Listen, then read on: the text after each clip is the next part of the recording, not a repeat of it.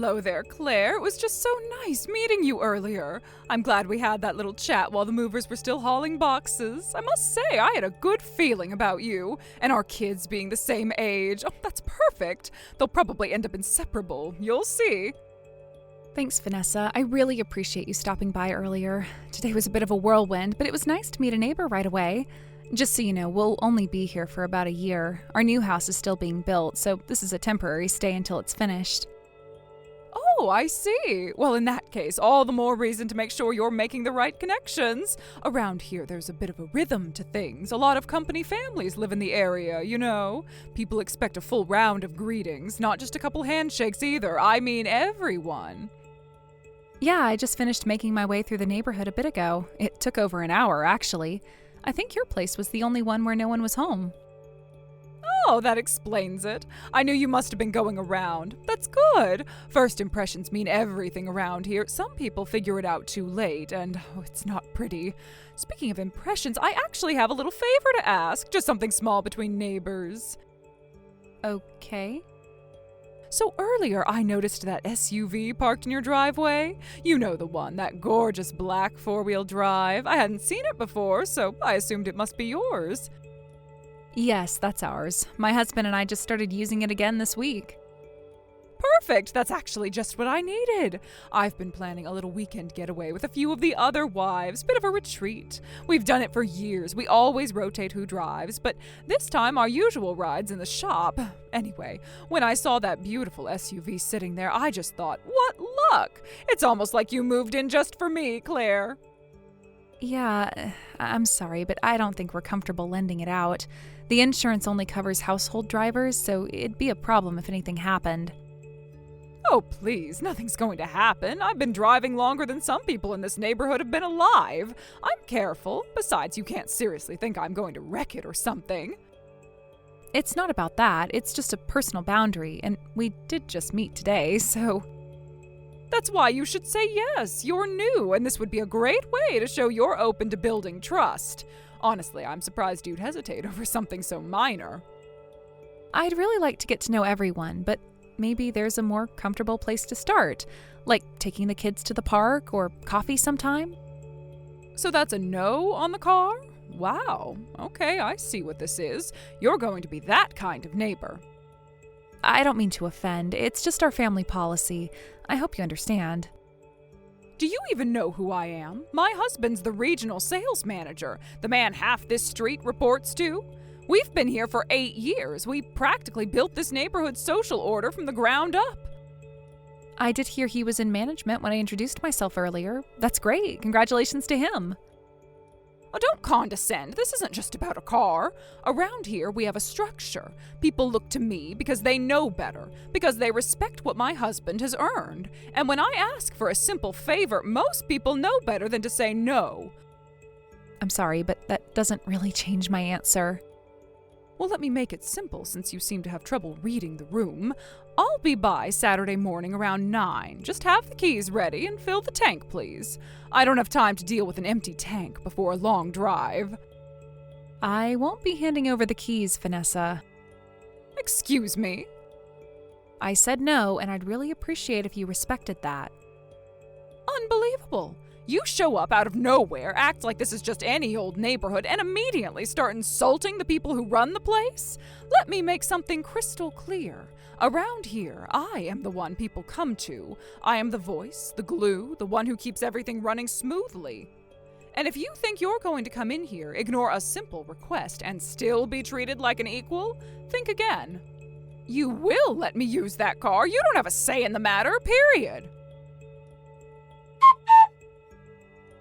What is the meaning of this, Claire? Where is the car? I told you I was going to use it on Saturday morning. You can't claim ignorance. I am standing in my driveway with 3 other women holding coolers, folding chairs, and enough groceries for a weekend in the woods.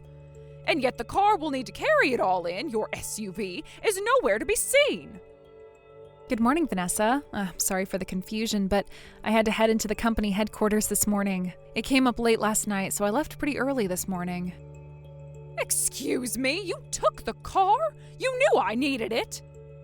And you knew that I had told you that I wasn't going to allow you to use it. Where even is headquarters? It can't possibly be that far. Oh, just come back and hand over the keys like you were supposed to. You don't know where HQ is? It's in the next city over. It takes a little over 90 minutes to get there, depending on traffic. Even if I left right now, you'd still be waiting an hour and a half. Then leave now, get in the car, drive back, and make this right. Or better yet, park the car and take the train like a normal person. I don't think that's a reasonable request. I'm already mid-commute. If it's urgent, it might be faster for you to rent something locally. There are plenty of weekend deals.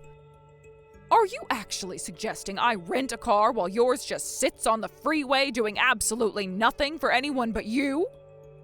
Vanessa, I am actively using the vehicle. It's not just sitting, it's transporting me to a work obligation. Claire, I don't think you understand how things work around here. You just denied a direct request from the person who essentially runs this neighborhood. I'm sorry, but I didn't realize this neighborhood had an official hierarchy. It does have a hierarchy, and I earned my position at the top. I lived here for years. I know everyone. I organize events, smooth over conflicts, make things pleasant, and when someone refuses to cooperate with me, especially a newcomer, it doesn't go unnoticed. I'm not trying to cause conflict, Vanessa. I'm just trying to get to work. Don't try to dress this up as professionalism. You are nothing but an insubordinate little brat. You're not just snubbing me, you're disrespecting everything I've built here. Don't you understand how much people respect me around here? I am the queen bee, the top of the social food chain. Think of me as the neighborhood's first lady. And this is not me being dramatic, I am stating facts. Do you know what happens to people who don't show the first lady a little respect? You don't get invited to the garden parties, or the pool nights, or the wives' holiday brunch. I didn't realize attendance at social functions required giving you access to my vehicle. Oh, you're going to be clever now, are you? Well, here's what's going to happen. You're going to learn, Claire. You're going to learn exactly how far being difficult gets you around here. There's a reason people bring me their problems. There's a reason the wives check in with me before they make major changes to their yards, their childcare, even their husband's career moves. Because I know how things run. I am the glue that keeps the neighborhood and this company together. I'm not here to make waves at the local social scene, Vanessa, but I am also not here to hand over personal property on demand. Now, if you'll excuse me, traffic is moving again, so I need to put my phone down. You're only living in the neighborhood for a year, Claire, and the clock is ticking. If I were you, I'd spend that time trying to blend in, not stand out. And definitely not making enemies. If you want to avoid making a very powerful enemy, then here's what you need to do. We're going on another outing next weekend, and once again, we will need your car. You will have your SUV parked in my driveway by no later than 7 a.m. or else. Vanessa, what the hell is wrong with you? You just yanked the keys out of my hand and drove off with my SUV. This isn't borrowing, and there is no room for you to claim this was a misunderstanding. This is grand theft auto, at the very least.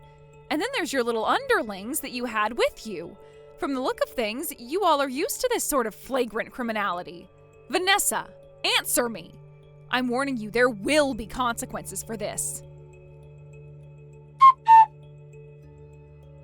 Oh my God, Claire, are you still going on about the car? You really sent a blizzard of frantic texts like someone stole your baby? Oh, good grief. Calm down, okay? It's a car. I'm using it. Honestly, the way you overreact, I'm starting to worry about your mental health. We needed a ride. You wouldn't cooperate, so I took initiative like a real woman does. I mean, seriously, that SUV was just sitting there wasting its potential in your driveway. Meanwhile, I had coolers, wine, folding chairs, 3 wives in heels, and a weekend to save. Oh, I am so sorry that you had to delay your precious camping trip until you had the chance to assault me. How badly do you want to go to jail? Oh, don't be dramatic. No one's going to jail over this. I had every right to borrow your car. By the way, I might have scraped the passenger side door a teensy tiny little bit. It's really not all that bad. It's only about the size of a soccer ball. Obviously, you'll cover the cost for repairing it. Excuse me? I need to pay for the damage that you caused after stealing my car? I mean, it's your car, and it's your fault for not cooperating when I asked nicely the first time. Okay, that answers my earlier question. You really want to go to jail. Let's get something straight. You don't get to threaten me. You're new, unknown, and completely replaceable. I'm the boss's wife. I run this neighborhood. What I say goes. This is just what happens when someone at the bottom forgets who's at the top. Actually, Vanessa, you are the one who doesn't understand where she stands in the hierarchy. What's that supposed to mean?